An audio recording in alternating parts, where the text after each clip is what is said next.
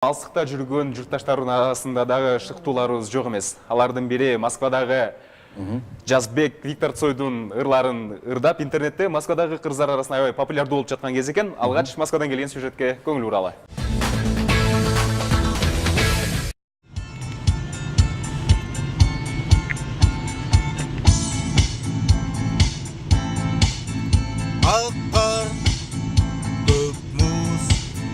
Жарым қаланған жерде бүкіл бөліп таза шарым чаңдап қалған жол четинде.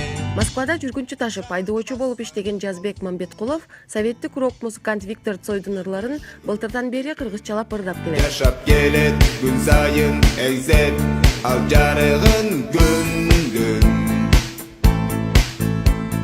Жолдо баратып, унаасынын ичинде тарткан видеолор тез эле интернетте таркап көптөгөн жагымдуу сын пикирлерди чогулткан. Андан соң Жазбек атайын видеоклип дагы тарттырган. Биринчи Facebook'ка видео тартып киргизип койгом. Мен өзүмдүн эле баракчаман. Бир аздан кийин ушундай катуу талкууга алынып, жалпы көрүүчүлөргө жагып калганынан анан видеоклип тартканга аракеттенгенбиз.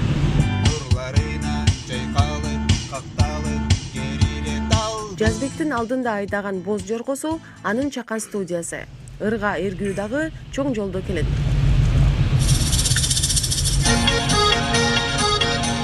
Буга чейин повар болуш истечимин.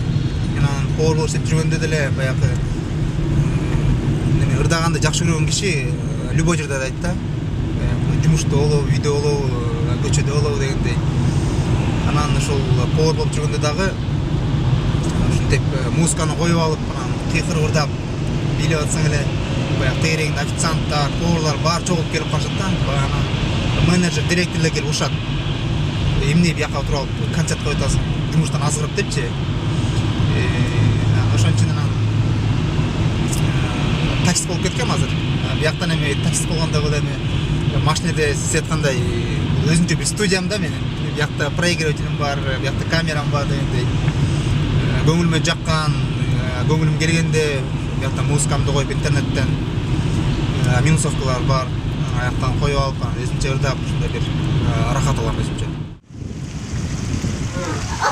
Опа. Чоңалар ушундай.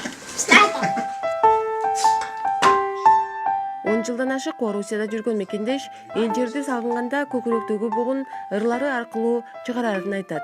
Тапкан байлыгым ушул биякта үй бүлөм, келинчегим, бир кыз, бир уулум бар.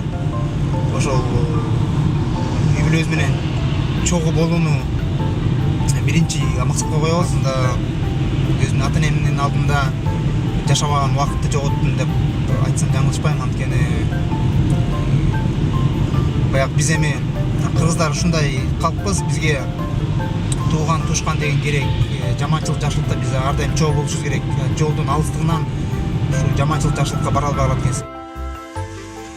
Жазбек бала чакта кыялдангандай чоң сахнада таанымал жылдыз болбосо дагы Москвада кездешкен мекендештер таанып калса, өзүнчө кубанып, дем күч алып, шыктанып калат. Азат Жаныбек кызы, Азаттык, Москва.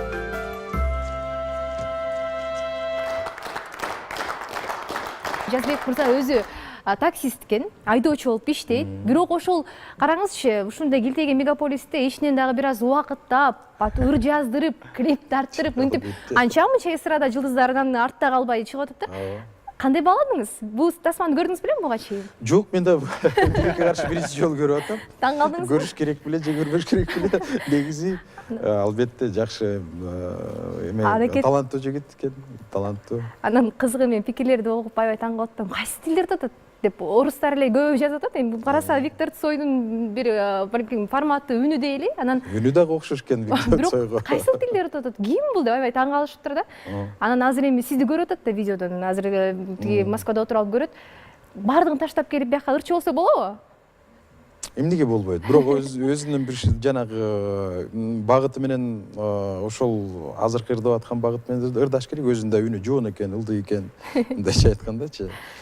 Эң кызыктуусу бул ошол сөзүн айкалыштырып, орусчадан эч кандай айырмасы жок.